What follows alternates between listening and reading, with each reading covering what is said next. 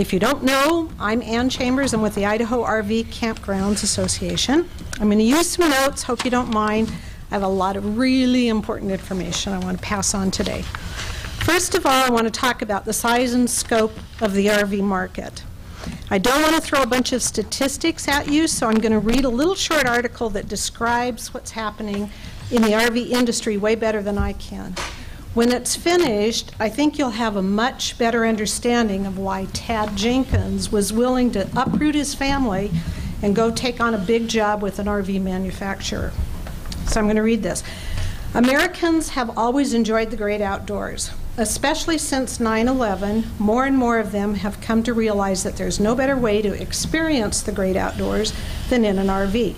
In the next 10 years, the number of RV-owning households will rise from 9 million to 10.4 million. That's a 15% increase in ownership during a period when population growth is less than 5%. Positive demographic and economic factors are creating record sales of RVs, and the RV industry is stronger now than at any time in their history.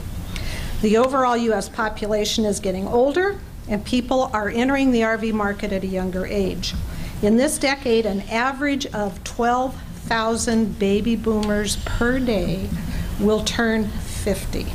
What's more, the ownership of RVs among 45 to 54-year-olds, the core of this baby boom generation, has risen 25% since 1993. That's more of an increase than in any other age group. Also, during the last 4 years, those under age 35 also posted significant RV ownership gains. RV owners now span 40 years, from ages 35 to 75. Life expectancy is also increasing, lengthening an individual's years of active RVing. The bottom line, the total population in the RV segment is growing at a rate never seen before. The RV market is not only a large, dynamic, growing market, it's also a rapidly changing market. Now's the time to discard your stereotypical view of RVers and their rigs. The typical RVer is married, 48 years old, owns a home, has an annual household income of $72,000, higher than the national median.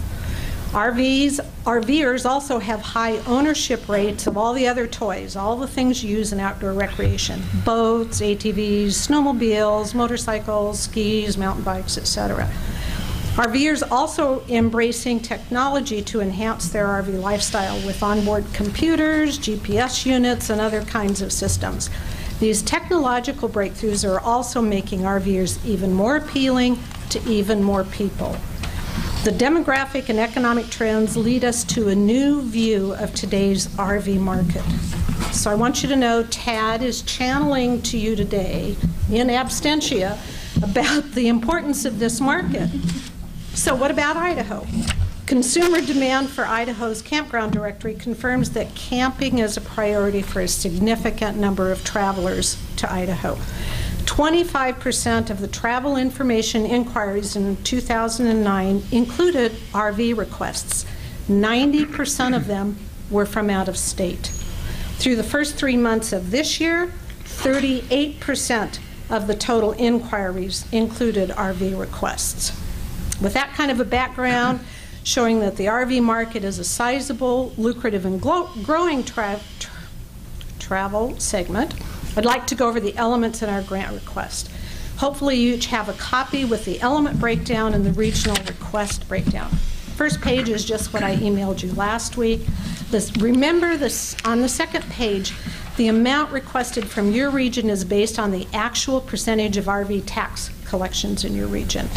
We know that grant funds are down. We've pared our grant request from $6,000 from last year. And basically our grant is really straightforward.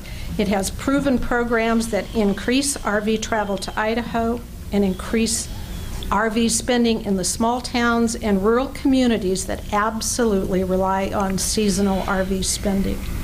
Our first element, RV Idaho, it's the most tangible part. Indications are that RV requests will stay stable. If so, we plan to print about 100,000 copies of the 2011 edition, which will be next October. RV Idaho is widely distributed and actually gets into the hands of thousands of RVers who use it while traveling throughout the state. We usually individually mail out about between 20 and 25,000 directly from requests from people who either go onto the website or call the 800 number. And then about 80% are actually bulk shipped to hundreds of distribution outlets upon request throughout Idaho and the surrounding states, including to most of your regional organizations, because they also use RV Idaho to fulfill their RV requests. Our second element is advertising. Our advertising plan creates an awareness of Idaho as a premier RV destination. We only put ads in national publications. We don't do any local advertising. The ads direct RVers to visit our website or call the 800 number. They have been very successful in bringing thousands of new campers to Idaho each year. I'm going to give you just a little aside. We really don't request extra grant funding for any of our marketing programs, so we really can't cut the other programs. Any funding shortfall comes out of this element. Our third element is our website. Maintaining rvidaho.org as the #1 consumer resource for Idaho camping information is really important to us. Apparently, we do a good job. Website visits during 2009 were up 6.5% over 2008, and they're up 3% so far this year. Our website has a very low bounce rate, which means that our site is providing the information that is relevant to the search. Our website also has a direct link to all of your regional websites so that RVers can have quick and easy access to travel information for every region.